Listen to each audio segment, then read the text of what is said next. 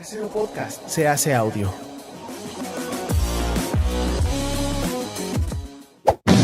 ¡Chavos, banda! Este programa es patrocinado por ustedes mismos. Si quieren apoyar nuestro proyecto, lo pueden hacer por medio de Patreon en patreon.com/herejes el podcast.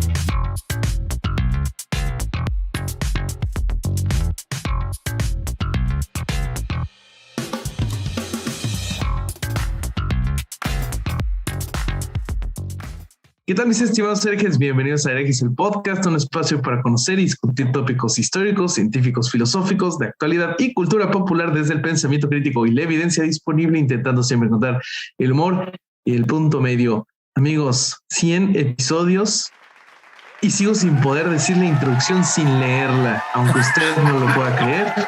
Siento que es un logro y una prueba de mi ineptitud. Pues estoy muy contento, ¿no?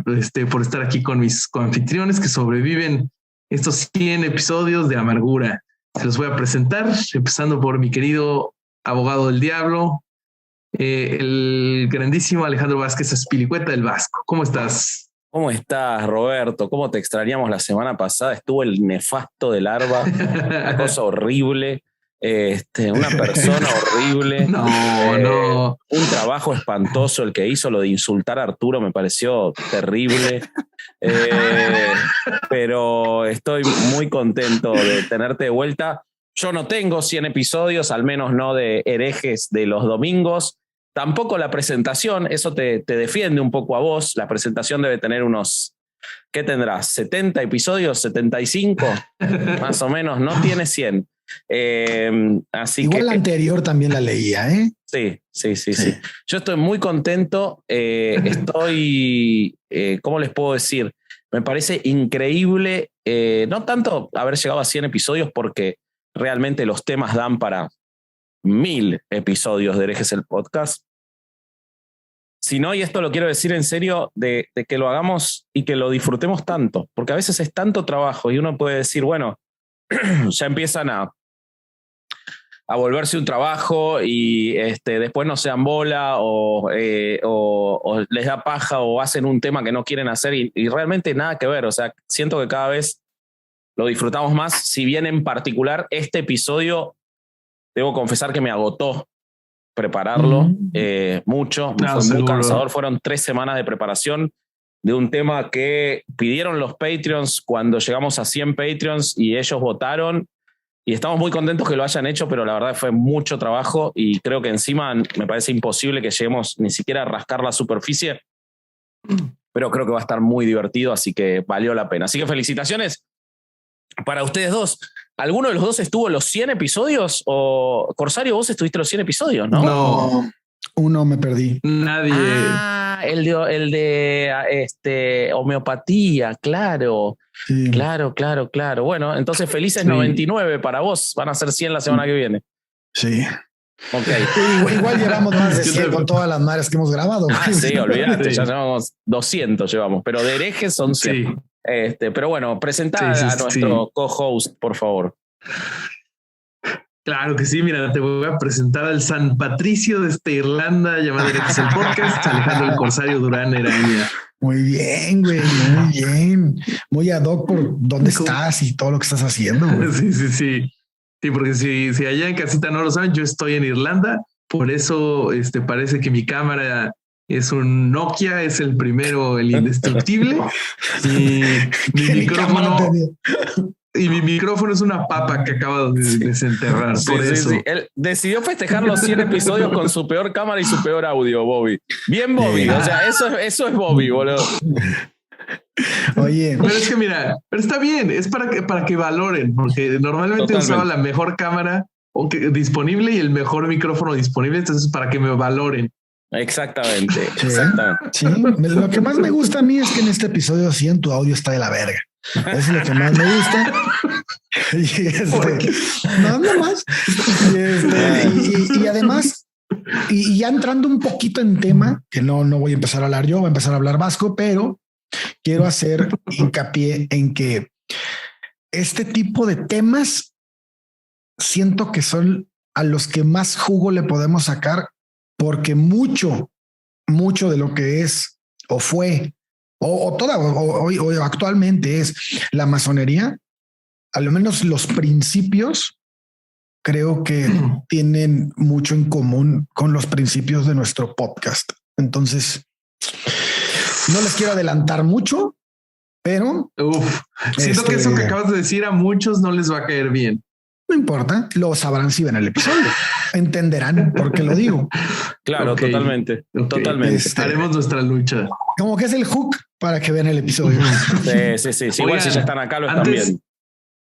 Antes de seguirle, a mí nada más me gustaría que le mandáramos los tres un caluroso abrazo a Lu Brignoni, que fue su cumpleaños. Querida Lu, un abrazo muy grande. Abrazo gigante, Lu. Muchísimas felicidades. Sí. Que siempre nos acompaña en el chat. Obviamente nos acompañó en el episodio del Génesis, en el que lo hizo fantástico. Entonces, abrazo.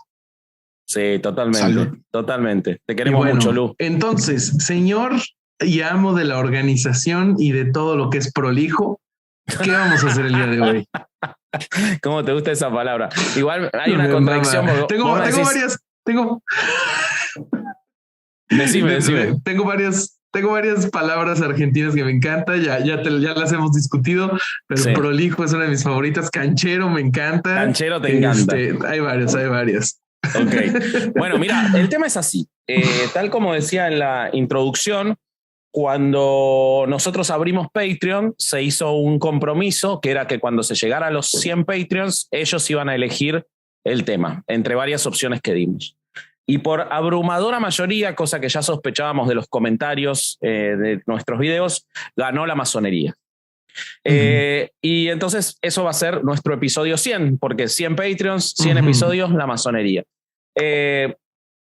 El tema es que masonería es un tema gigantesco no solo desde su cronología, sino desde la cantidad de aristas que se pueden abarcar. Es casi como si nos pidieran en un episodio contar la historia de la Iglesia Católica. Es sumamente complejo.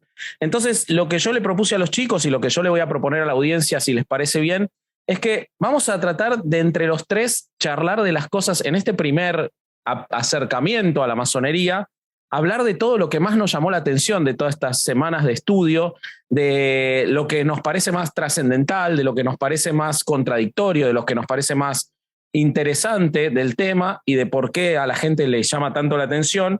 Y yo le voy a pedir al querido Isaac, que en el episodio pasado hizo un trabajo extraordinario de ingenio, si lo vieron se deben haber reído tanto como nosotros, que cada vez que nosotros digamos esto da para un tema aparte y esto da para un episodio aparte, Isaac, vos ponele una carátula ya a ese episodio aparte. O sea, por ejemplo, estoy seguro de que ahora que vamos a hablar de los templarios, yo voy a decir, templarios da para un episodio aparte. Isaac, quiero una imagen de los templarios. Entonces, eso nos va a servir a nosotros y al público de recordatorio de todos los episodios que van a salir de este episodio de masonería. Entonces, esa sería la dinámica. Y en ese sentido, yo, si me permiten, yo quiero empezar por contarles qué es lo que a mí más me impresionó de este tema. Sí, sobre todo, ¿sabes qué? Porque yo sé de masonería en México porque es lo que estuve estudiando, pero no sé de dónde carajo salió ni nada de sus ritos. Entonces, eso, sí. Eso, bueno, entonces yo no sé nada de los ritos porque los estudió el Corsario, no sé nada de la masonería en México y de la masonería en la actualidad porque lo estudió Roberto, pero me metí muy a fondo en dos cosas que son apasionantes, que son ¿de dónde viene? ¿Qué había antes de la masonería? ¿Qué hizo que se llegue a la masonería? ¿Y cuál es su filosofía y su ideología? Y la verdad, me sorprendí muchísimo. Yo, en cuanto a los orígenes, lo que más me apasionó, más allá de cuál es la estructura de lo que hoy es la masonería actual o la masonería especulativa, que sé que Ale también lo tiene muy presente y todas las divisiones, pero a mí me impresionó cómo ellos, y de hecho hay dos escuelas de estudio de la historiografía de la masonería, o sea, es un tema que los masones le dan mucha trascendencia. Yo quiero contar que mi fuente principal es este libro de Emilio J. Corbiere, que se llama Masonería, el 1 y el 2, acá tengo el 2. Emilio J. Corbiere es un autor, grado 33, después vamos a decir qué quiere decir eso, que él no lo dijo nunca en vida, falleció muy joven, hace unos 20 años, argentino, y escribió estos dos libros, hijo de un grado 33, masón también, pero además era militante socialista, no era creyente religioso, y era un profundo enamorado de la ideología y de la masonería, pero también un profundo crítico de la actualidad de la masonería, y él es mi fuente principal, y realmente me apasionó que la masonería se adjudica a sí misma, si bien no todos están de acuerdo, un inicio prácticamente desde la fundación de Roma. En particular, ¿El de Salomón? En particular, no, eso va a ir desde lo mítico que vos nos vas a contar. Yo te hablo desde la estructura de la reunión secreta como masonería. Ah, ok. Lo que vos nos vas a contar de la parte mitológica, eso quiero que ahora te paso la pelota a vos, pero muy brevemente, los masones se adjudican ser herederos de los antiguos colegios de artesanos existentes prácticamente desde la fundación de Roma. De hecho, Roma tuvo 7 reyes fundadores, podríamos decir, ¿no? Hay que conocer un poco la historia de Roma para conocer la historia o la protohistoria de los masones, de los cuales solamente hay evidencia histórica de 3, que son los 3 últimos de esos 7 que fueron reyes etruscos. Pero sin embargo, bueno, todos conocemos al primer rey mítico de Roma, que fue Rómulo, aquel que fue alimentado por la loba. Rómulo y Remo, los hermanos. Exacto. ¿No? Pero el segundo fue Numa Pompilio. Y a Numa Pompilio se le atribuye haber organizado los ejércitos que iniciaron el crecimiento de Roma y también haber iniciado los colegios de arquitectos. Los colegios de arquitectos acompañaban a las legiones romanas. Fíjense el avance mental de todo esto, porque haya sido Numa Pompilio o no haya sido, esto ocurrió. A las legiones romanas que iban extendiendo el imperio, las acompañaban lo que se llamaban los colegios de arquitectos, fundados en el siglo VII antes de Cristo, ubíquense temporalmente, quienes acompañaban a las legiones para que después que conquistaran, construyeran las estructuras urbanas que ampliaban simbólicamente el imperio. Es decir, iban haciendo construcciones romanas en los lugares que conquistaban para que la conquista no fuera solo militar, sino que fuera cultural.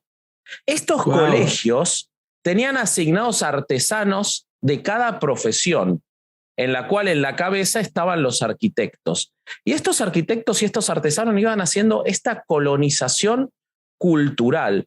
Estos colegios tuvieron una actividad fuertísima en la cual iban construyendo las edificaciones romanas en cada lugar que conquistaban y tenían una constitución que prácticamente sigue, Ale podrá corregirme de esto, pero que en lo primigenio constituyó los originales 3 niveles de lo que después fue la masonería, porque tenían el magíster o maestro, los oficiales inmediatos que eran los guardianes, como los vigilantes masónicos, y después los oficiales, los escribas, los secretarios y los tesoreros. Estas estructuras de estos colegios combinaban además, y esto lo podemos ver de nuevo, como luego va a ocurrir con la masonería, lo que era el trabajo artesanal con una cuestión cuasi religiosa, porque iban acompañados por un sacerdote, pero además se le daba mucho valor a todo lo que era la matemática, casi como si fuera sagrada, como si fuera enviada por un Dios creador. Entonces ya vemos cómo desde ese momento ellos combinan esas 2 cosas que para la masonería especulativa de hoy sigue tomándose como fuente de origen, sobre todo por la escuela inglesa y por la Constitución de Andersen, de la que seguro vamos a hablar más adelante. Pero ¿qué pasa después? Esto, cuando Roma se cristianiza, desaparece todo esto, porque los cristianos, bajo esa idea de un solo reino, un solo rey, una sola religión, empiezan a transformar bibliotecas, todos los edificios que habían construido Roma en iglesias, ¿no? Y esto... Entonces, sí. Desde ahí viene esta interminable pelea entre el cristianismo y la masonería. Totalmente. Sí. Bueno, en realidad Uy. está construido ex post, porque yo no te estoy diciendo que esos fueran masones. O sea, hay masones que sin ninguna evidencia dicen que ahí ya eran masones. La realidad es que no, es como las antecedentes, pero sin lugar a dudas desde ahí ya lo vienen tomando. Y más aún, estos artesanos, cuando los cristianos empiezan a impedir que se haga cualquier cosa que no sean iglesias, se esconden o se asientan en una isla del lago de Como, en Italia, en los cuales todos van a vivir ahí y se transforma como en un centro mundial del mundo conocido, de la arquitectura y del trabajo artesanal, y los iban a buscar de Oriente y de todos lados para que trabajen. Esto hay evidencia. En el año 643 después de Cristo, el rey Lombardo Rotari le otorga privilegios a la Corporación de Arquitectos. Y estos privilegios son fundamentales. No me voy a extender en todo lo que pasa. Luego esto pasa hacia los monjes, que fueron principalmente los benedictinos los más poderosos en el Medio Oriente y que tomaron toda la actividad artesana. Pero luego de eso, en pasada la Edad Media, se provoca una separación y los gremios de artesanos se constituyen ya como instituciones que protegían a los propios y protegían su economía de los demás. Estos gremios, que ya pueden tomarse desde cierta forma como el antecedente directo de la masonería, tanto es así que uno de estos gremios, que es el gremio de los constructores, ya se conocía como masones. O sea, la palabra masón viene de constructor. Es albañil, ¿no? Albañil. Exactamente. Entonces ya se les decía masones, por eso los masones en realidad son francmasones. Pero estos gremios tenían una particularidad. Empiezan a establecer reglas que el Estado les reconocía por esta importancia que tenían. Entonces ponen la jerarquización entre maestro, compañero y aprendiz, los 3 niveles que durante muchos años tuvo la masonería. Reglamentan las relaciones del trabajo. Estamos hablando del 1300, 1400. Sí. Prohíben el trabajo nocturno para garantizar la calidad. Ponen el descanso dominical. Prohíben el trabajo a domicilio para que no se fomente la competencia. Fijan los salarios y diseñan un rígido sistema de valores relacionado con la moral pública y privada de sus miembros. ¿Ok? Eso ya lo hacen en ese momento estos gremios de artesanos. Estamos hablando siglo XVI, principios del siglo XVII. El gremio de constructores, los llamados masones, eran además devotos de San Juan Bautista, cosa que después se va a seguir viendo en la masonería. Bueno, esta masonería se traslada, quiero ser lo más breve posible, y por favor los invito a que estudien, a que lean la historia de la masonería. Después voy a dejar las fuentes, otro libro de un francmasón colombiano que escribe la historia de la masonería de manera muy atractiva y muy breve, en 3 tomos, pero que en total serán 150 páginas.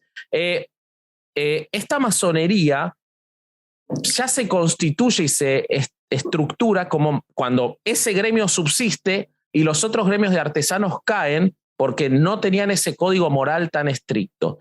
Y se constituye en lo que es la masonería operativa. Y esta masonería operativa eran estos gremios o logias. Estamos ahí. Ya estamos en el siglo, más o menos en el siglo entre el XIV y el XV. Ahí se encuentran los primeros manuscritos que establecen reglas estrictas de funcionamiento, tanto en Inglaterra, que son el manuscrito de Halliwell, el manuscrito de Cook, que son entre el 1380 y el 1420, y en Alemania el manuscrito, el Estatuto de los Canteros alemanes de 1459. Ahí ya se encuentra. Yo te quiero hacer ahí una presión porque estás a punto de entrar, no, ya entraste a la masonería operativa. Sí, claro. Fíjate, en esta, a mí no sé, esto que voy a decir es una percepción, no, no está fundamentada ni nada, es lo que a mí se me ocurre. Vaya. Pienso que esta idea que se ha transmitido tanto tiempo del secretismo, ¿no? El culto, lo oculto dentro de la masonería, tiene mucho que ver con lo que vas a hablar de la masonería operativa, porque si bien estos pelados se dedicaban a la construcción, ¿no? A la creación de templos y todo esto que vamos a entrar, también va muy de la mano a no te voy a transmitir este conocimiento a nadie más porque es nuestro gremio, güey. Por supuesto. Entonces, y además, y eso ligado a solo nosotros sabemos qué está construido ahí. Solo nosotros sabemos qué cámaras ocultas hay. Solo nosotros sabemos pasadizos secretos. O sea, todo esto que va después, ahorita como lo vamos a ver más adelante, va a dar pie a ritos y a mitos y a cuentos masónicos que nos van a llevar a entender desde el templo de Salomón y todo lo que vamos a tocar, el cómo se llevan los ritos o cómo se llevaron los ritos después para iniciarse.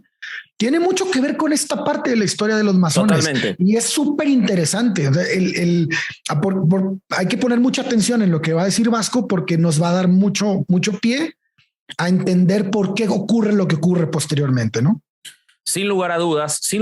Y vos sabés que la cuestión de la masonería operativa, en realidad lo que hace es empezar a construir desde el gremio para afuera lo que le permite a la masonería convertirse en lo que fue, en lo que fue hasta hace muy pocos años, que es un refugio de disidentes. Y eso es algo muy importante. Y quizás acá entramos en el punto, como decía Ale, de que muchas cosas que no le va, que mucho público está buscando que nosotros hablemos de la masonería como una logia oscura en la que es lo que construyó el catolicismo de la masonería hasta hace un par de semanas cuando Francisco siguió hablando, ¿no? Exactamente, y es todo lo contrario, ha protegido a lo largo de los tiempos a la disidencia y al pensamiento distinto y nunca fue perseguido. Incluso pensamientos contradictorios tenían un lugar para guardarse en la masonería. Y eso fue gracias a la masonería operativa. ¿Por qué? Los masones, se llamaba operativa porque solo podían entrar los del gremio de los constructores. Entonces, como los del gremio de los constructores eran quienes hacían las grandes catedrales, ya estamos hablando siglo XIV, siglo XV, quienes hacían las grandes estructuras de los reyes, tenían ventajas, tenían beneficios. Entre los beneficios que le otorgan las coronas y la iglesia, era que el lugar, el gremio, que era esa casa que se hacía al lado de las obras donde estaban trabajando, donde se resguardaban los miembros de la masonería operativa, estaban protegidos incluso del ingreso de la ley.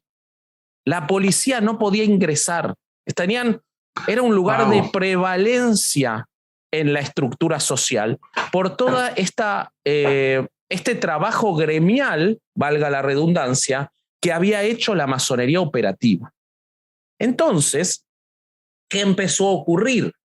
Empezó a ocurrir que en determinados lugares, a partir de la persecución que empiezan a sufrir determinados disidentes en el mundo conocido, los masones operativos empiezan a aceptar esconder o resguardar a quienes no eran constructores dentro de sus gremios, dentro de sus lugares. Y eso constituye el nacimiento, luego, de lo que se llama la masonería especulativa o masonería actual, en la cual no necesariamente quienes formaban parte eran constructores o albañiles, hasta llegar al día de hoy en la que no lo son. ¿Ok? Ahí me gustaría, justo en esa parte que estás tocando, me gustaría leerles un parrafito del libro de uno de los escritos de Álvaro Villegas Aldazosa, que es un miembro activo de la Logia de la Luz, de la Logia Luz, de Bolivia. Y él pone justo en este tema: las bases jurídicas para la transformación de la masonería operativa en masonería especulativa se dio en Londres, justo como dice Vasco, en el año de 1682, cuando la Logia de San Pablo hoy denominada Logia Antigüedad número 2, promulgara la siguiente decisión: los privilegios de la masonería no serán en lo sucesivo patrimonio de los masones constructores, cuando cualquier otra persona, aunque sea de diferente profesión, tendrá derecho a optar a ellos con tal de que sea regularmente aprobada e iniciada la orden, sentado así las bases para que 35 años después, en el año de 1717, la orden masónica transformara la masonería operativa en especulativa. Totalmente. Y te agrego algo más. Eso responde a un hecho documentado de 80 años antes en Edimburgo, Escocia, y por eso tiene tanta importancia Escocia. Cuando ustedes lean sobre masonería, amigos del público, van a ver que siempre se habla de las reglas escocesas y los grados escoceses, antiguos y aceptados. Eso, de hecho, se escribió en Francia, no en Escocia, pero tiene que ver con lo importante que fue Escocia, simbólica y realmente, para la constitución de la masonería especulativa. ¿Y por qué? El primer caso documentado de que se haya escondido a un disidente en una logia de la masonería operativa ocurre en Edimburgo cuando John Boswell es incorporado en el gremio de la St. Mary Chapel Lodge de Edimburgo, porque sus opiniones eran contrarias a la opinión generalizada del pueblo y eso lo ponía en peligro, pero eran opiniones que le interesaban mucho a quienes estaban en el gremio y entonces lo esconden.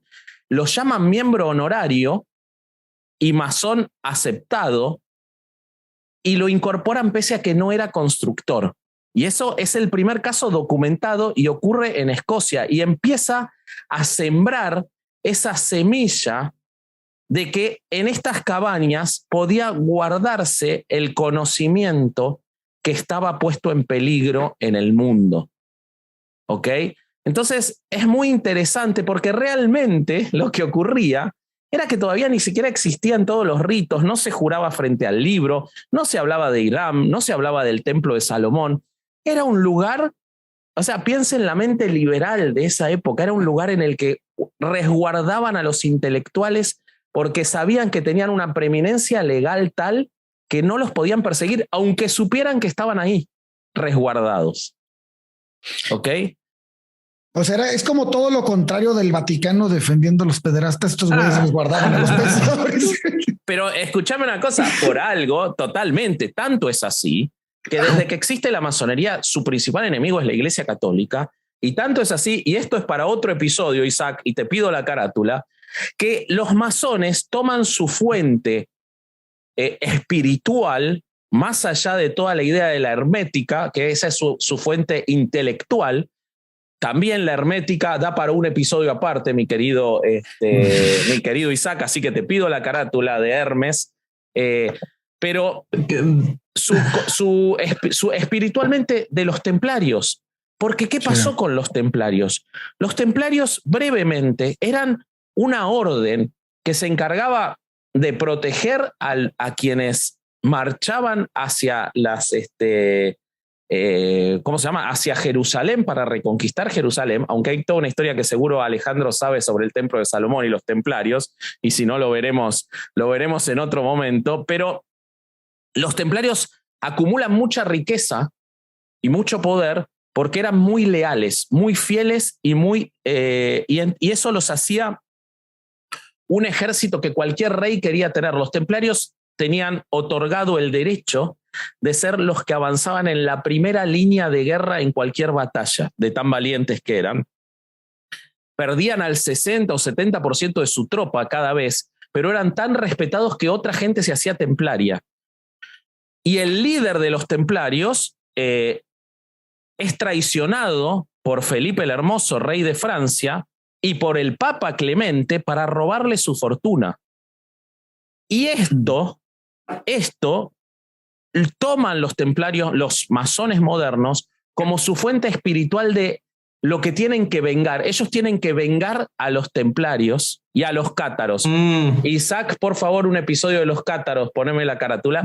La idea de vengar no es vengar en términos físicos. Es, a partir de ahora, nosotros nos vamos a encargar de que no puedan volver a ocurrir las injusticias, la violación a las igualdades, a los derechos, y esa forma de venganza nos va a permitir a nosotros que no vuelva a ocurrir lo que ocurrió con los cátaros y con los templarios.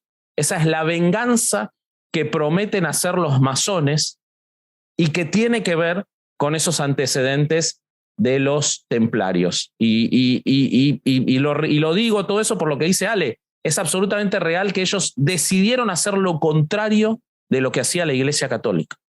Y esa fue la protección que ellos dieron.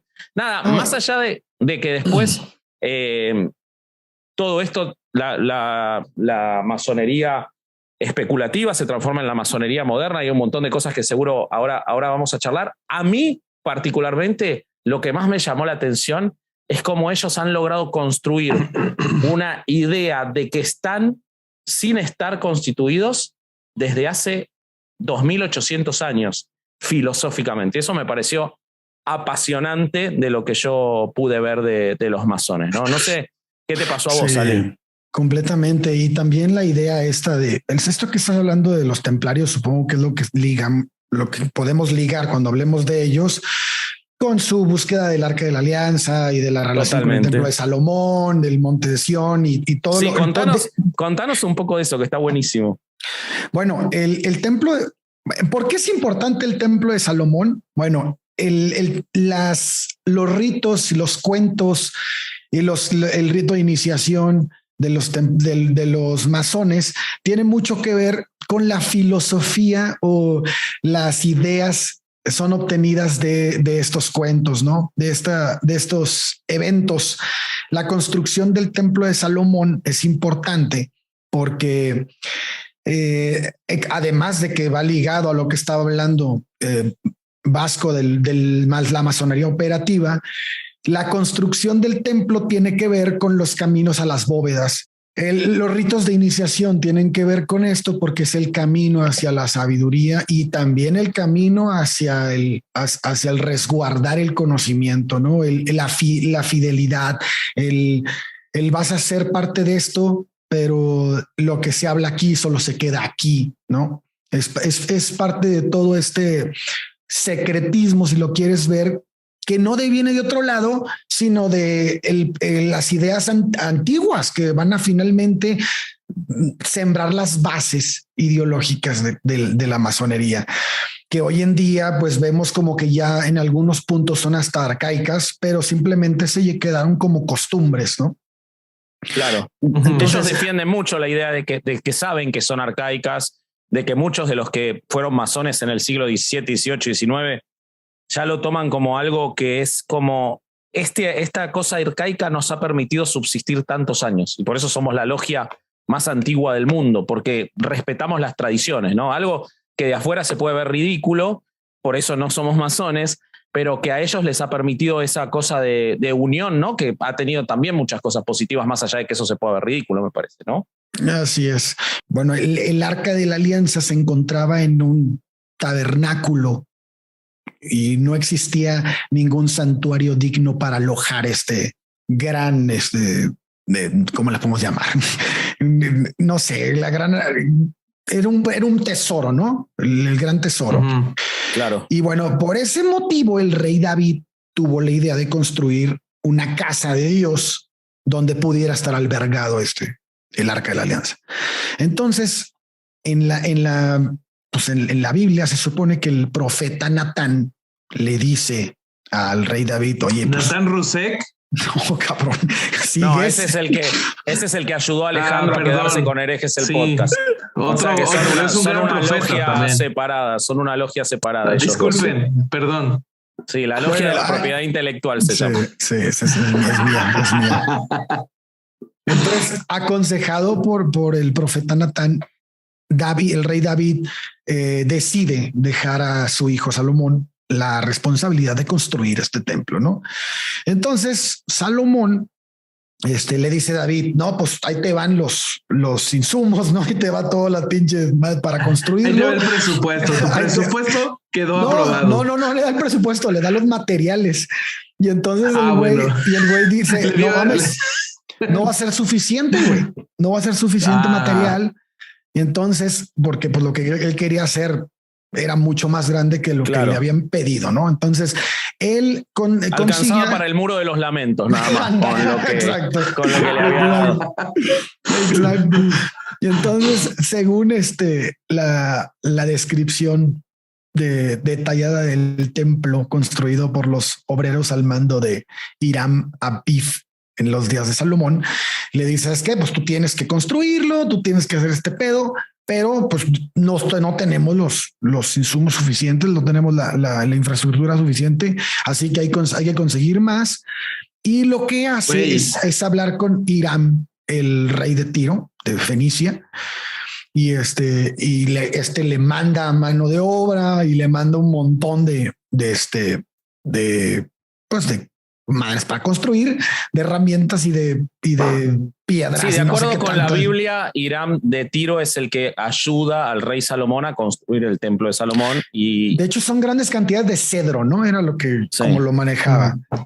Y y mano de obra también. Y entonces finalmente se construye este templo, ¿no? Y la construcción de este templo tiene ciertas, va a formar parte de los ritos que posteriormente van a tener los masones, porque el templo, además de ser una obra de ingeniería bastante elevada para su época, las cámaras, la orientación de las cámaras y el lado donde sale el sol, el lado donde se mete el sol, van a ser como los caminos hacia donde el masón siempre quiere ir, ¿no? El masón siempre quiere ir hacia la luz. Eso sigue también a los templarios, porque los templarios, supuestamente el mito que hay y que no se sabe qué ocurrió, pero los templarios obtienen el favor de quien en ese momento tenía el control de Jerusalén y se quedan alrededor de 40 años en los sótanos de lo que había sido el templo de Salomón y no se sabe qué encontraron ahí, nunca se supo. Pero después los templarios se volvieron millonarios, entonces no se sabe qué buscaban ni qué encontraron, pero eso espiritualmente lleva a los masones hoy, que se consideran sucesores de la búsqueda templaria, a apuntar al templo de Salomón. Claro, entonces por eso Hiram Abif es una figura simbólica fundamental en la masonería, que es el que construyó el templo, ¿no? Claro. En el ritual masónico, Hiram es asesinado por 3 compañeros que son miembros del oficio que trabajaban en la construcción de ese templo.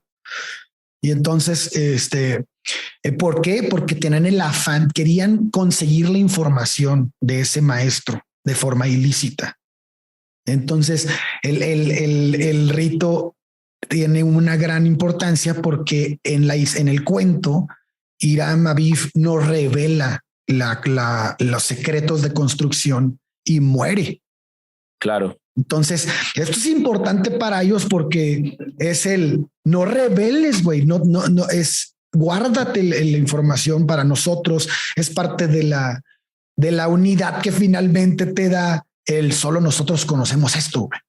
Claro. Sí. Entonces, por eso ese rito de iniciación es tan importante para ellos y por eso el templo de Salomón es importante porque si te pones a analizarlo, las bases ideológicas de la masonería, que como principio primordial es la fidelidad de sus miembros, pues nace del rito del templo de Salomón, de una figura que es tan importante porque la usan como el conocimiento que tenían los primeros masones, que eran los constructores, que eran los arquitectos. Y además tiene otra cosa más para mí, es otra cosa que filosóficamente es tan importante para los masones, o quizás lo más importante. O sea, los masones no tienen ese secreto para proteger a los masones. A diferencia de otras logias, en la masonería lo importante no es proteger a los masones, es proteger el conocimiento. Y entonces Hiram muere protegiendo el conocimiento, porque ellos se consideran, por eso se consideran sucesores, y ahí viene mucho lo del hermetismo, que no vamos a entrar porque es larguísimo, pero el hermetismo tiene que ver con el rescate de conocimientos antiguos, egipcios, helénicos, que fueron destruidos a partir del catolicismo. Por eso la Biblioteca de Alejandría tiene tanta trascendencia para ellos también, donde se pierde todo ese conocimiento. O sea, la protección del conocimiento es algo muy, muy importante para ellos. Sí. Entonces por eso pienso yo que es muy parecido lo que buscamos, ¿no? Obviamente nosotros no somos una organización ni nada, pero la idea de transmitir, de resguardar, para mí, la forma más clara o más efectiva de resguardar el conocimiento es transmitirlo. Claro. O sea, si tú te quedas el conocimiento para ti, pues, tu conocimiento tiene vigencia, güey. Si tiene fecha de caducidad del día que te mueras, güey. Sí, entonces, claro. Entonces la masonería me llama mucho la atención en ese punto y con el cual comparto, porque pienso que las personas dejamos de crecer intelectualmente conforme pasan los años. Y la razón es porque pensamos que nos volvemos maestros. Y eso es un error, es un gran error en las personas. Totalmente. Y la masonería te lo dice, el grado más alto que en el rito escocés sería el 33, el grado más alto de la masonería te enseña que no debes de dejar de ser un aprendiz, que el aprendiz es el número 1. Entonces, si tú eres el grado más alto, tienes que estar abierto a continuar tu aprendizaje, a seguir aprendiendo. Por eso todos están obligados a escuchar a todos. Claro, y el voto de todos vale igual. O sea, si eres el grado 33, si eres el aprendiz, tu voto es el mismo, porque tú nunca dejas de aprender. Si tú escuchas a la gente adulta, a los ancianos, no todos, obviamente, pero muchas de las personas cometemos el error de pensar que porque tenemos más experiencia, tenemos, si bien obviamente en muchos casos tenemos la capacidad de dar un consejo, también perdemos la capacidad de escuchar un consejo. Totalmente. Y creo que esta base de la masonería yo sí creo que debería de ser propia de todos. No debemos de pensar que porque que tenemos cierto conocimiento, ya tenemos que enseñar a todos, y más bien creo que la clave es que tenemos que estar más abiertos a aprender. Y bueno, por eso creo que en esta parte, justo en esta, y la quería hacer hincapié, todos deberíamos de aprender un poco o todos deberíamos de ser un poco masones, ¿no, güey? En ese... ¿Sabes qué también, intentando complementar lo que estás diciendo, como que los lugares donde uno puede intercambiar conocimiento, como que muchas veces se ven afectados por el tipo de organización que pueden llegar a tener. Y en realidad no hay tantas opciones para, si quieres aprender cosas nuevas, para ir y unirte. Entonces creo que esa es una fortaleza de los masones, de que pues hay todo tipo de organizaciones para juntarte, desde hacer deporte, entretenimiento, lo que tú quieras, pero se me hace muy cabrón que sean una organización, justo como dices, de conocimiento, ¿no? Y eso está muy bueno, muy bueno. Bien ahí. Sí, no, y además hay una cosa que complementa eso, y algunos te pueden decir, no, bueno, pero entonces, si ellos quieren difundir el conocimiento, ¿por qué lo hacen todo en secreto? Porque el masón no trabaja de manera corporativa. El masón lo que hace es tener una idea común de que se difunda el conocimiento, de que se proteja el conocimiento, de que se amplíe el conocimiento. Ahora después les voy a leer las reglas que se escribieron en 1539 y ya hablan de la búsqueda científica. Wow. Y como una de las logias principales la fundó nada menos que Leonardo da Vinci, de las que están documentadas. Un científico avanzado en su época. Y como Newton fue masón, y como muchos grandes pensadores y premios Nobel y tipos que avanzaron en la ciencia fueron masones por esto, porque no se necesita que se difunda como masonería. Ellos lo que buscan es que la escuela se haga individualmente de cada masón, que haga escuela afuera, más allá de lo que hacen adentro. Lo que hacen adentro es para ellos. Y otra cosa que complementa eso son dos figuras que a mí me llevó a un punto de decir, wow, cómo no sé nada de los masones y cómo quiero saber más, que dos personas y sus ideas que son muy respetadas por los masones son Pitágoras, un un hombre que le dio una importancia a la matemática, Claro. que le dio una trascendencia casi hasta mística a la matemática, y cómo los pitagóricos durante mucho tiempo fueron dejados de lado por los aristotélicos y por Santo Tomás de Aquino, quien luego tergiversó a Aristóteles, y los pitagóricos tenían otra idea que puede emparentarse incluso con las ideas de Spinoza en cuanto a la naturaleza, en cuanto a de dónde viene esa perfección de los números. No por algo para los masones la escuadra es sagrada, no es solamente por la cuestión de que eran constructores, sino por la importancia casi de deidad, entendiéndose con la lógica de lo que estoy diciendo, que tienen las matemáticas, la geometría. Y otra figura a la que ellos reivindican permanentemente y que por suerte el mundo ha reivindicado y del cual tenemos que hacer un episodio, Isaac, que es Giordano Bruno. Un tipo que estuvo preso años y años siendo torturado hasta que fue quemado vivo por la iglesia por negarse a desdecirse de lo que él consideraba que era científicamente adecuado. Y Giordano Bruno es una figura central para la masonería especulativa, que ellos se emparentan con el hermetismo del que estábamos hablando, que ellos se emparentan con el pitagorismo y que ellos se emparentan en determinada forma con sus ideas de libertad, de fraternidad, de igualdad. ¿Ok? Entonces, todo eso, cuando nosotros lo vemos y cuando nosotros nos quedamos en la superficie y hablamos de nada, pero tienen ritos ridículos y que para subir de grado y que... Sí, puede ser. Míralo de afuera y querés quedarte con eso, puede ser que sea así. Ahora, fíjate todo lo que han hecho durante cientos de años y que quizás hoy sí es una agrupación de viejos que le gusta juntarse y probablemente hoy está en decadencia la masonería. Otra cosa que no le gusta escuchar a los conspiranoicos, hoy la masonería no es importante. Háganse la idea de eso. No es trascendente hoy. Lo dicen los propios masones. Yo hablé con muchos masones en estos días que nos escribían porque sabían que íbamos a hacer el episodio y a todos les preguntaba lo mismo y todos coincidían en lo mismo. Hoy no es trascendente la masonería. Pero lo trascendente que fue, que seguro Bobby nos puede hablar de eso, tiene que ver con esto, con su secretismo y con su obsesión por determinadas ideas del respeto al otro y de la libertad y de difundir el conocimiento, ¿no? Yo antes de que pase Bobby, porque seguramente va a tocar temas de cómo la masonería ha cambiado, porque México pues es relativamente más moderna lo que está ocurriendo acá. Hay que también hablar, porque mucha gente dice, pero es que los masones no admiten mujeres. Los masones no tienen tienen creencias de este tipo, tienen creencias de este otro tipo. ¿Por qué hay logias en donde sí hay mujeres? ¿Por qué hay logias en donde no? Porque entonces esto obedece a una división.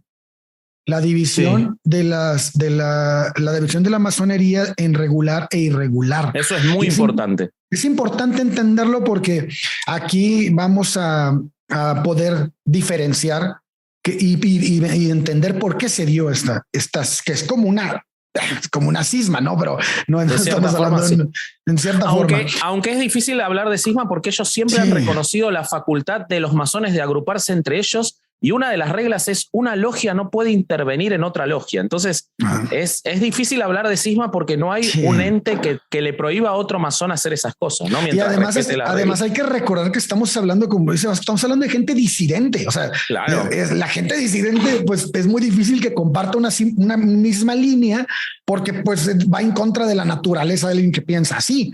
Entonces, durante el siglo XVIII la masonería es condenada, como lo dijo Vasco hace rato, en distintas ocasiones por el papado. Sin embargo, y a diferencia de lo que sucedería en España, Portugal y los estados pontificios, esas condenas no van a ser promulgadas inmediatamente en otros países como Francia, Inglaterra, Alemania, Austria, ni en ningún otro país de los estados que eran llamados estados vasallos, ¿no?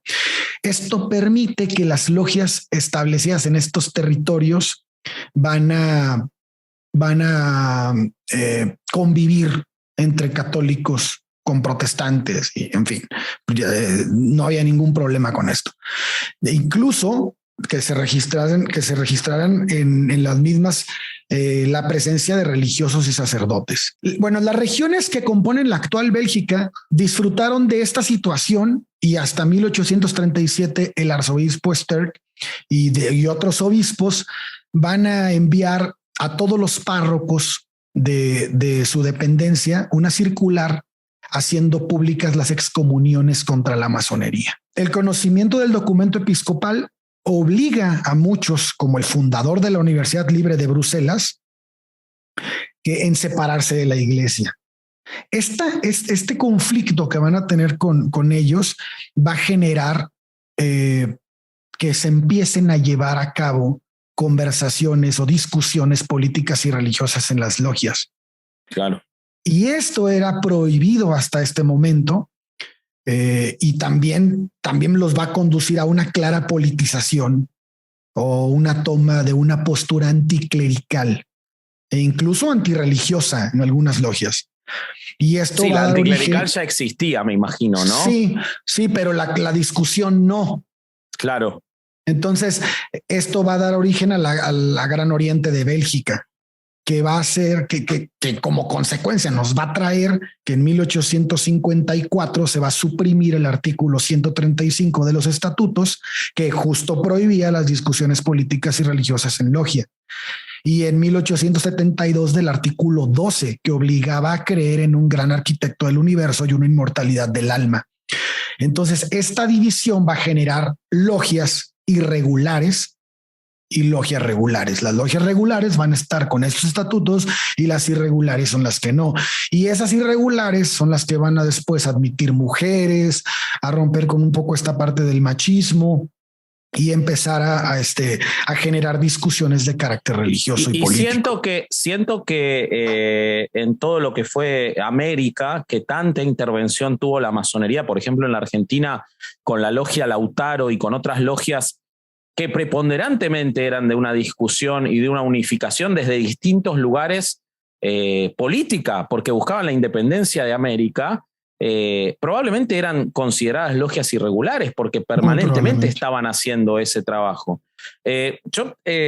Antes de que Bobby nos cuente en particular esto, ¿no? Cómo trabajaron en América y todo, que yo quiero saber un montón porque realmente no me dio el tiempo de mirarlo y prometo aprender mucho sobre eso. Yo quiero contar que alguien que fue masón y que es otra idea que hay que quitarse de la masonería en cuanto a esta secta secreta que quiere impulsar el control del mundo. Alguien que fue masón era Karl Marx, y que su padre fue masón y que mucha de la influencia de las ideas de Marx están influidas por los principios de la masonería. Entonces, el ver eso también contrasta con ver conductas quizás en el siglo XX que pueden dejar que desear de la masonería en cuanto a la lucha contra determinadas dictaduras, aunque ellos aseguran que lo hicieron en todo lo que pudieron, pero la fuerza ideológica en el siglo XIX de la masonería contra determinados atropellos que ellos consideraban que se estaban produciendo, y su postura tan firme contra la esclavitud, contra la desigualdad, dieron ideas que fueron en su momento revolucionarias y estuvieron cubiertas por la masonería. No sé, Bobby, ¿cómo atás eso a lo que vos estuviste viendo? Pues vean, acá, si quieren, empecemos por el principio con lo que pasa acá en México y en América, sobre todo Latinoamérica. Yo me encontré que llegan acá a México en el a inicios del siglo XVIII con los primeros inmigrantes franceses. Y justo esto lo encontré casi todo en en uno de los primeros documentos que hay sobre masonería acá en México, que es Historia de la Masonería en México por José María Mateos, que de hecho él es uno de los masones que fundó el rito mexicano. Es una persona muy importante para la masonería, según entiendo.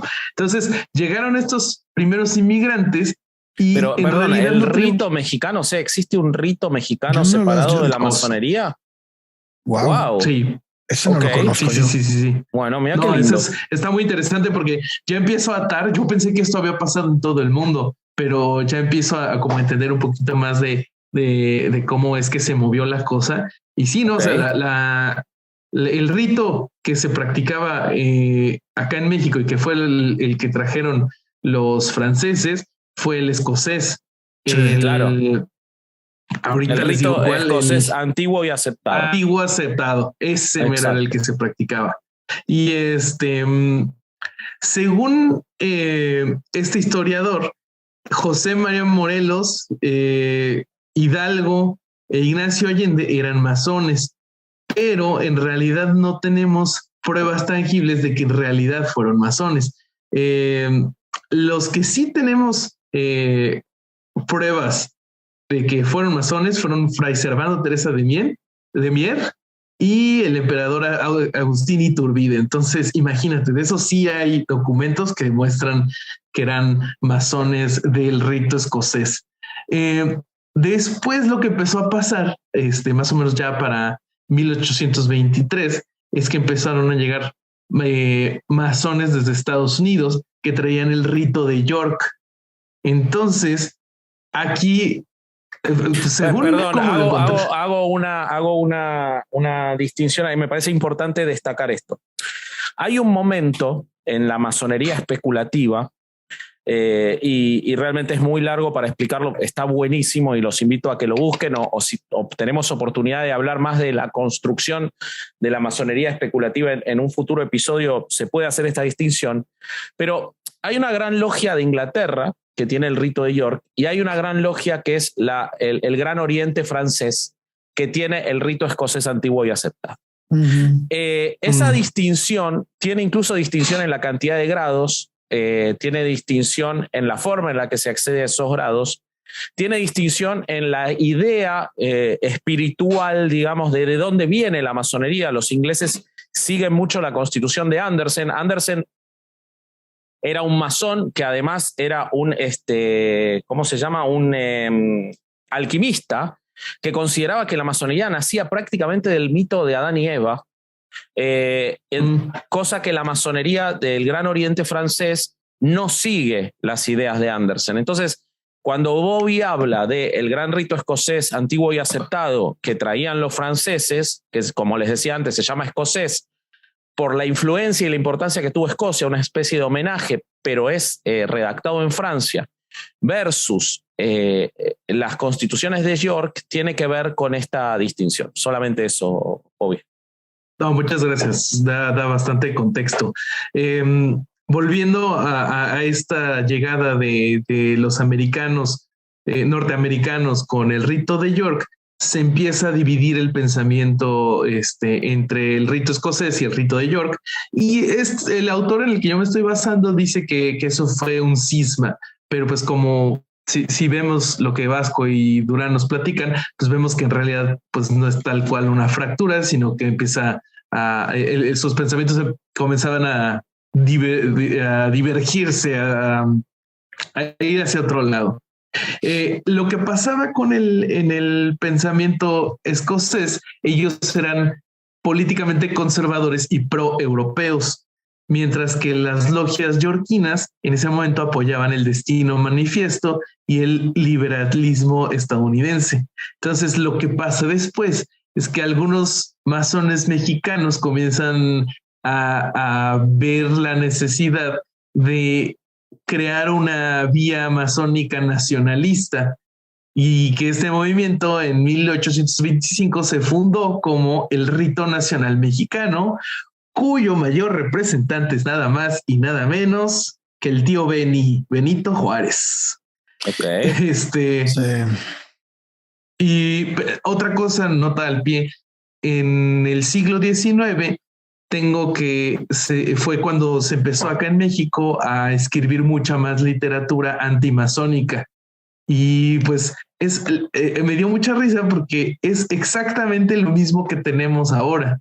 O sea, son textos por lo general elaborados por miembros del clero o católicos militantes, aunque obviamente no en todos los casos, donde intentan culpar a la masonería del proceso de desintegración del orden tradicional, pérdida del orden y de la civilización católicas y del fracaso de los primeros intentos por consolidar el Estado mexicano. O sea, todo echarle la culpa así, tal cual. Todos, por supuesto, claro, sí, del orden tradicional que ellos quieren seguir. Y hay muchísima evidencia en América, particularmente en América del Sur, en lo que yo conozco, de cómo la iglesia, durante todo lo que pudo, se opuso a la independencia de los países y de los territorios americanos de la corona española. Entonces, la masonería estaba actuando nuevamente contra los intereses de la iglesia católica. Sí, totalmente. Y lo sí, dale. No, que además la Constitución de Cádiz tiene al menos grandes promotores de la Constitución de Cádiz tienen que ver con la masonería, y recordemos que la Constitución de Cádiz era exactamente lo que la iglesia quería evitar en esos tiempos en México, güey. Sí, una constitución liberal. Sí. Ajá, era una constitución liberal. Entonces, de hecho, se me hace hasta extraño que puede ser, ¿no? Porque puede ser que la logia sea distinta, pero se me hace extraño que el mismo Miguel Hidalgo haya sido masón, porque si los masones tenían esta ideología liberal y estaban de alguna manera, algunas escuelas de ella estaban apoyando la Constitución de Cádiz, pues sabemos que Miguel Hidalgo estaba en contra de esa constitución porque le quitaba beneficios al clero. Pero nunca hay que olvidar que en la masonería siempre se ha permitido que haya ideologías distintas mientras se respeten los principios ético-morales que los conducen, ¿no? Y los objetivos. O sea, ellos consideran, uno puede no estar de acuerdo, probablemente, y quizás eso ha llevado a la decadencia con la modernidad, pero ellos consideran que se puede llegar a un mismo punto del bienestar humano desde distintas ideologías. Ellos están convencidos de eso. Sí, y además de que en realidad de Miguel Hidalgo no sabemos si realmente fue masón porque no tenemos las pruebas. Justo por eso toco el tema. Por eso quiero ahondar ahí, porque se me hace como de alguna manera contradictorio con el momento histórico. Si bien exactamente las ideologías pueden ser diversas y no pasa nada, o sea, mientras se llega a un consenso, ¿no? Un punto medio, ¿no? Finalmente. La idea de estar en contra de una constitución liberal, siento que va como muy en contra del pensamiento de la época que estaba impulsando la masonería, que era justo ¿no? En pro de derechos, güey, en contra y quitarle el poder a la iglesia de alguna manera, lo que está ocurriendo en México. Entonces, sí, se me hace así como raro. Habría que leer más sobre Miguel Hidalgo, pero no se me hace que las posturas de Miguel Hidalgo, al menos ideológicas, que estaba con Fernando VII, había varias cosas. Entonces, no sé, sería interesante leer por qué le fincan a Miguel Hidalgo lo ligan a la masonería. Estaría interesante ese estudio. Pero vos sabés que es muy interesante lo que decís, y sin irme mucho de tema, y quizás ha sido parte del por qué la antipatía hacia la masonería desde muchos lugares, y yo creo que es en parte atribuible, si bien sus objetivos son innegablemente positivos, pero pensemos cómo, vayámonos un segundo de América, pero es absolutamente trasladable, pero por ejemplo, cómo la Revolución Francesa está impulsada por ideología masónica, ¿no? La libertad, igualdad y fraternidad. Netamente impulsada. Sí. Pero se obtiene esa libertad, y la propia masonería también fracasa en que esa libertad, igualdad y fraternidad no implique un montón de ejecuciones innecesarias, también llevadas a cabo por quienes eran masones, porque la masonería está anterior, o sea, eran masones y después cometen cuestiones que hasta podrían violentar las ideas de la masonería, pero desde un lugar de la masonería, y cómo Napoleón termina volteando toda esa ideología y volviendo a una cosa imperialista, que la masonería te demuestra cómo tiene las ideas, pero en esa cuestión de permitir ideologías divergentes dentro de su núcleo, al final terminan chocando y al final se terminan quizás hasta neutralizando. Ocurrió lo mismo en América con muchas independencias, en las cuales masones terminaban estando opuestos políticamente y terminaban neutralizándose uno con otro para beneficio de los conservadores, ¿no? Y eso creo que quizás ahí podría entenderse que un Hidalgo pudiera estar y que sin embargo no fuera beneficioso al final para las ideas de la masonería, ¿no? O sea, como lo estoy hipotetizando que podría ocurrir, ¿no?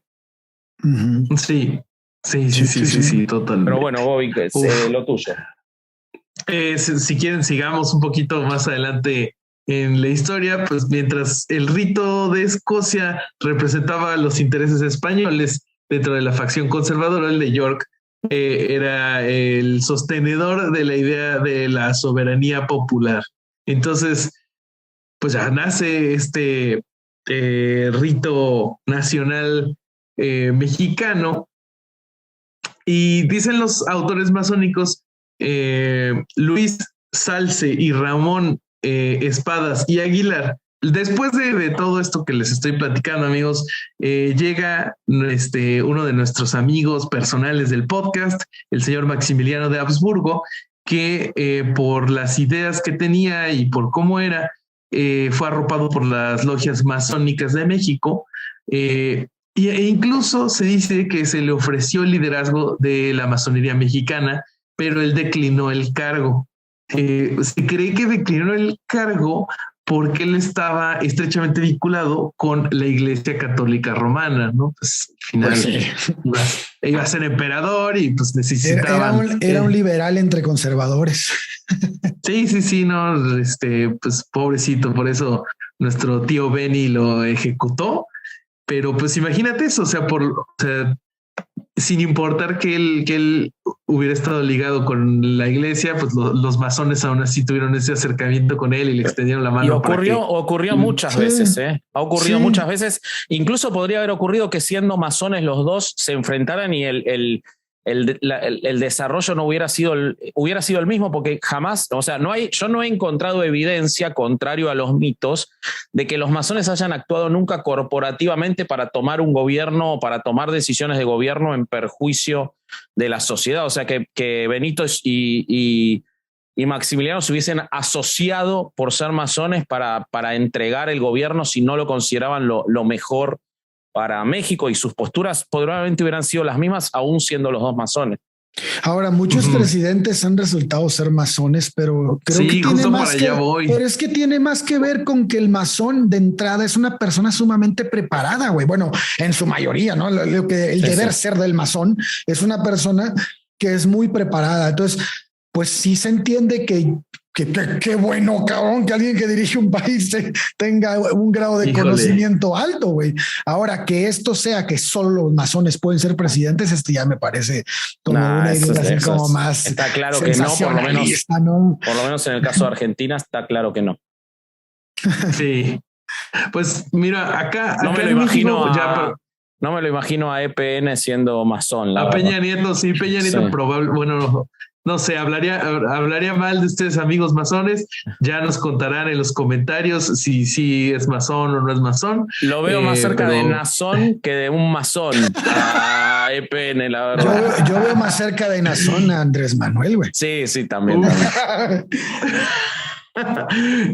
Pues si quieren, miren, último dato histórico que les traigo es que pues muchas veces acá en México los escoceses y nacionalistas estuvieron divididos. Por ejemplo, cuando estaba el gobierno de Sebastián Lerdo de Tejada, había una división entre ellos, y incluso una facción llegó a apoyar el gobierno de Sebastián Lerdo de Tejada y la otra facción estuvo totalmente en contra, intentando derrocarla. Y lo que tengo ya más actual es que desde inicios del siglo XX y hasta la actualidad, hablando de los presidentes, según esto, solo 2 presidentes no han sido masones, quienes fueron los presidentes panistas. Y eso es no, porque México. Eran del yunque, boludo, no se puede ser, o sos de una o sos de la otra, boludo, no se puede ser de las dos. Ya vimos en el episodio pasado que eran del yunque, así que no se puede de las dos. Pero pues es que Andrés Manuel es masón ¿o qué? No, ese dato no lo tengo. Es que nunca se revela un masón en vida, con lo cual no, salvo que ellos mismos lo digan. Entonces, no se podría saber. Yo no creo que sea, la verdad no creo que hoy en día, con la decadencia que evidencia la masonería, les interese, porque antes era un núcleo de poder y de discusión muy, muy fuerte de cómo se pensaba que era lo mejor para una sociedad. Y hoy la masonería ha perdido esa. De hecho, los mismos masones en sus congresos hablan de cómo perdieron esa preeminencia y de cómo tienen que reconstruirse para tener futuro, ¿no? Así que dudo que los actuales tengan interés de ser de esa logia. Pero si sí. quieren, últimos datos que les tengo, porque justo hice el esfuerzo extra por traerles números. En el mundo se supone que hay más o menos 6 millones de masones, de los cuales 200,000 están en Inglaterra.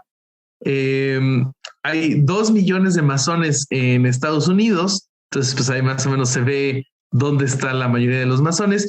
Y de entre esos masones encontré un artículo sobre Inglaterra que dice, que habla sobre la edad de los masones, y dice que solo el 2% de masones en Inglaterra y en Gales tienen menos de 30 años, mientras que más del 10% tienen más de 80.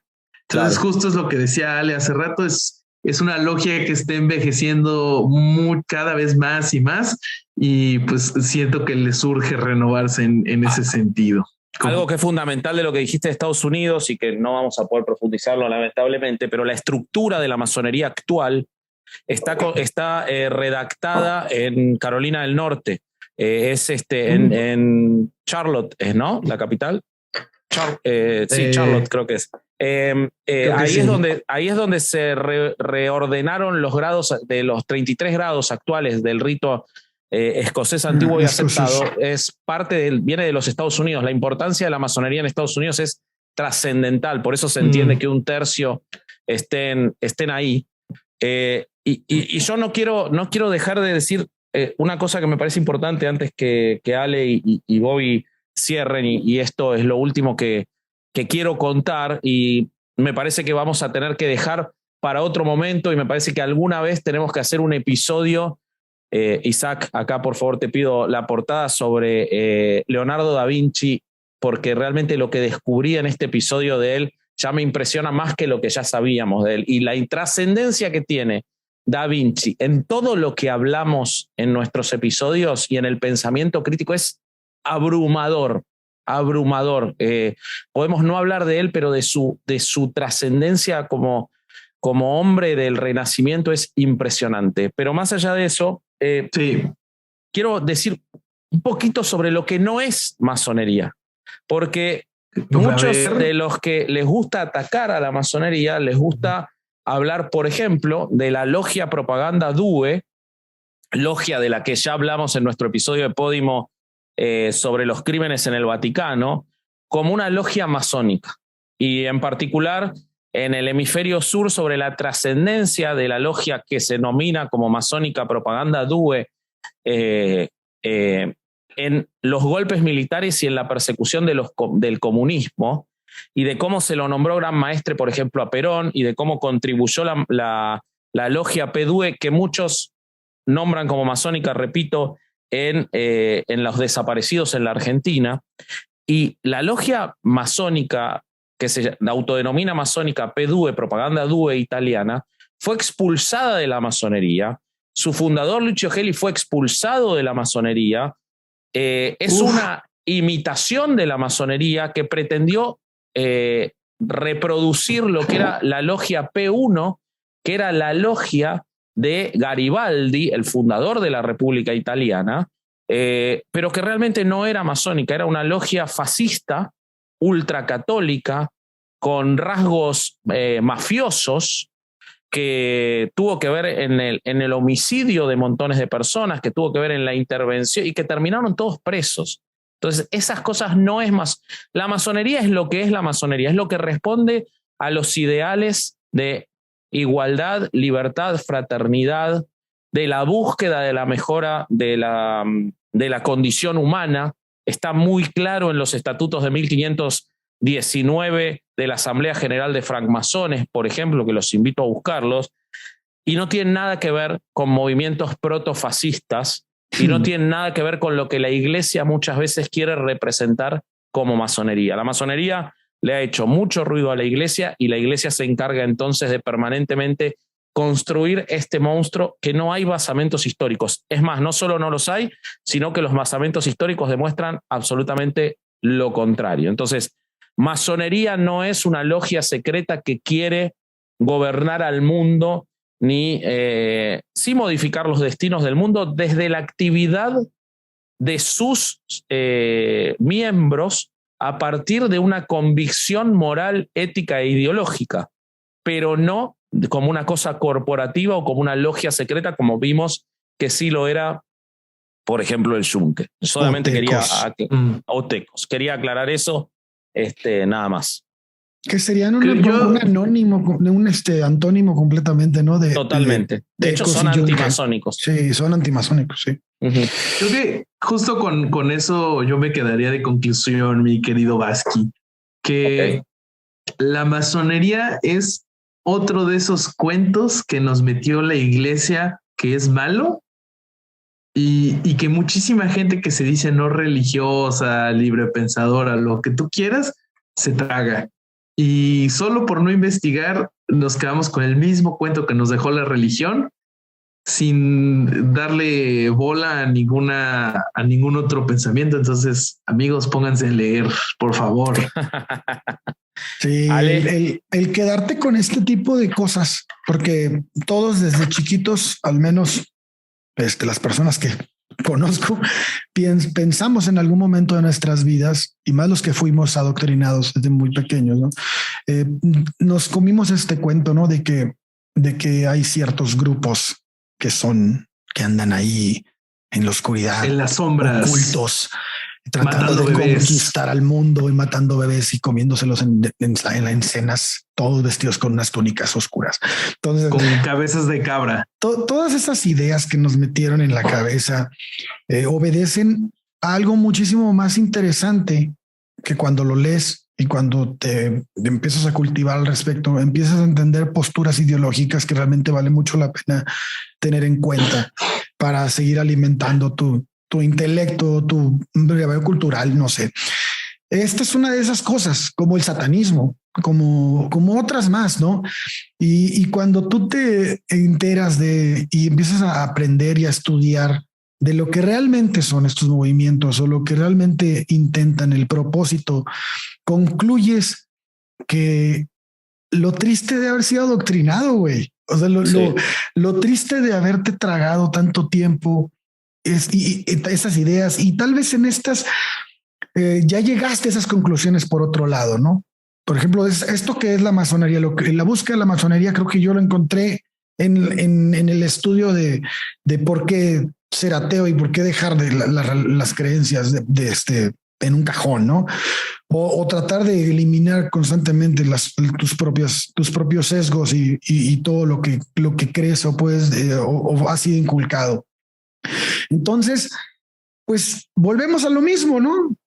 El tiempo en el que que queramos mantenernos en la ignorancia, pues es personal, güey. O sea, no, lo único que lo va a cambiar es estudiar, es leer, es tumbar paradigmas, es estar constante, porque esta es una batalla constante. Esto no termina.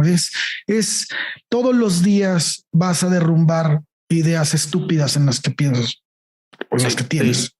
Y esta es una de ellas. Si uno se queda con la idea de que la masonería es un rito satánico y que busca que conquistar al mundo, esto, híjole, cuando lo dices te escuchas tan ignorante, güey, que da pena.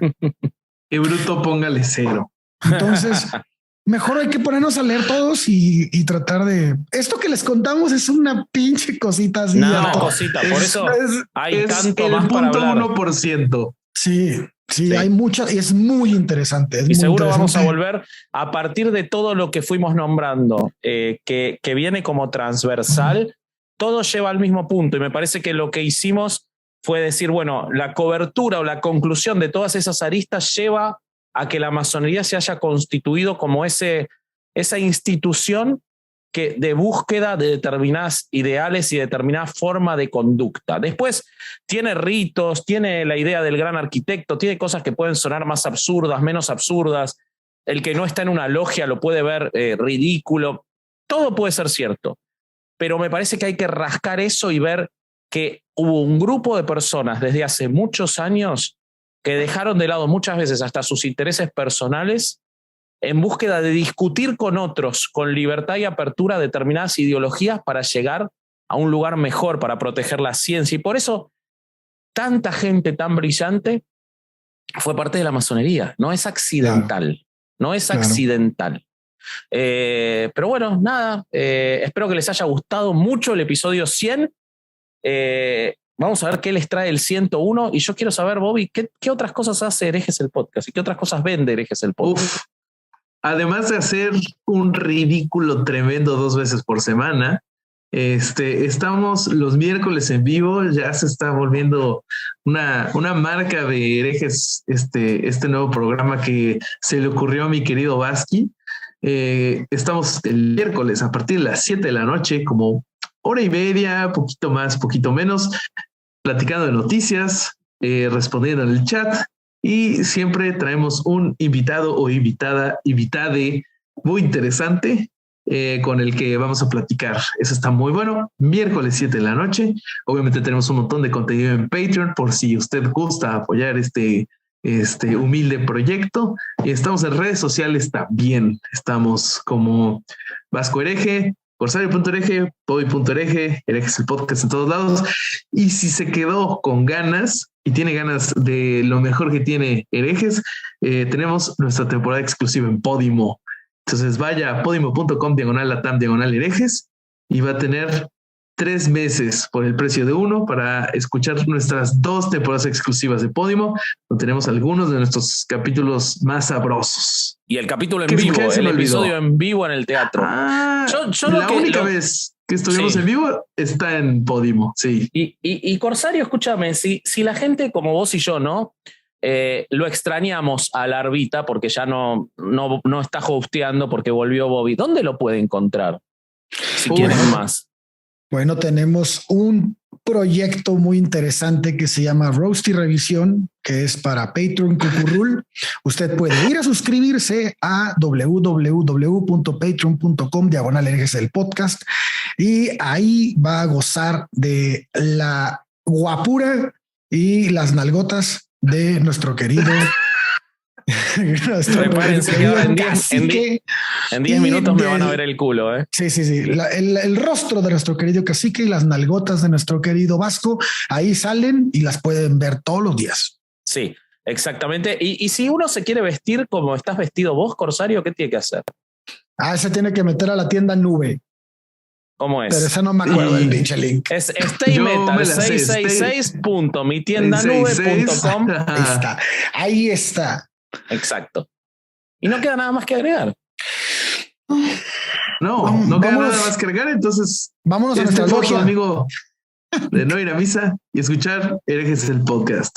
Eso. Adiós.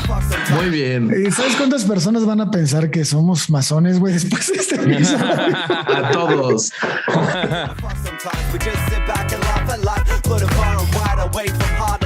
Wide awake, I'm looking out to see the art of life is right in front of me.